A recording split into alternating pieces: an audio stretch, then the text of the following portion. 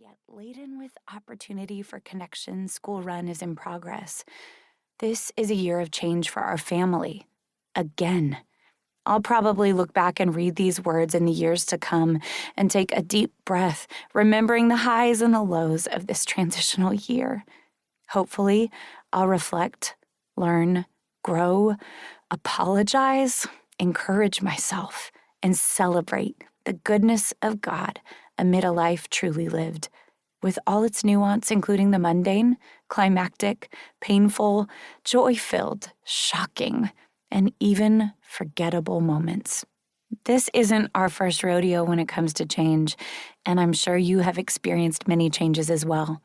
You might be smack dab in the middle of a joyful or painful transition in life that you didn't see coming, or you could be in the midst of making some big decisions, choosing change that is going to alter the course of your life. Or maybe you've suffered a loss that has broken your heart and you're left wondering how to pick up the pieces and move forward. Wherever you find yourself at this present moment, there's a high probability that you're listening to this book because you're either in the midst of braving change and need a friend to walk alongside you, or about to embark on something new and looking for a field guide to bring along on the journey. The truth is, life is full of change. Good change, painful change, disappointing change, national change, hope-filled change, uncomfortable change, natural change, political change, necessary change, traumatic change, joy-filled change, shocking change, and of course, desired change.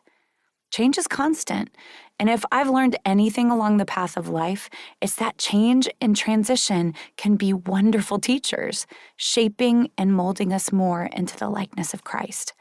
We can grow through them and rise above them, or they can take us out. Braving change is part of life. While the earth remains, kingdoms will continue to rise and fall.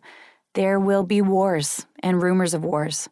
Unstoppable pain and tragedy will ravage our fallen world, coupled with triumphant stories of hope and renewal.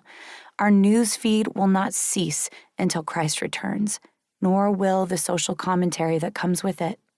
The expanding and contracting taking place on earth, the pruning, cutting off, shaking, and awakening feel like persistent labor pangs overwhelming the senses, often causing us to either fight, fly, freeze, or fawn.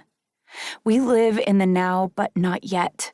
Jesus has come to give us life and life to the full, but the enemy still prowls around like a roaring lion on our broken planet, seeking whom he may devour. Death still wreaks havoc on earth, but we are in covenant with the life giver, living in the tension of pain, but anchored in a hope that does not disappoint us or put us to shame. And the beautiful thing is, we can grow and still live a fruitful life in and through it all. So how do we come out of the rubble of overwhelm and disappointment that endings in transition can bring? How do we continue to move forward and stay in love with Jesus?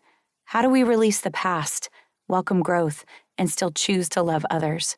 How do we hold on to hope no matter what life throws our way? How do we rise above and allow the unending turmoil around us to shape and mold us more into the likeness of Christ instead of letting it take us out? How do we trust where God is leading us when nothing looks like it used to? The crescendo of the Sermon on the Mount in Matthew 7 speaks deeply to me every time I read it. Jesus is concluding one of the most, if not the most pivotal sermons ever preached, ushering in the new covenant. He doesn't abolish the law or the prophets, but fulfills them by his every word and deed. Matthew 5:17. He breaks down what it is to faithfully surrender our lives and follow him in the way, from the Beatitudes to entering through the narrow gate and everything in between. Then Jesus finishes with these words, "Therefore, everyone who hears these words of mine and puts them into practice is like a wise man who built his house on the rock. The rain came down, the streams rose, and the winds blew and beat against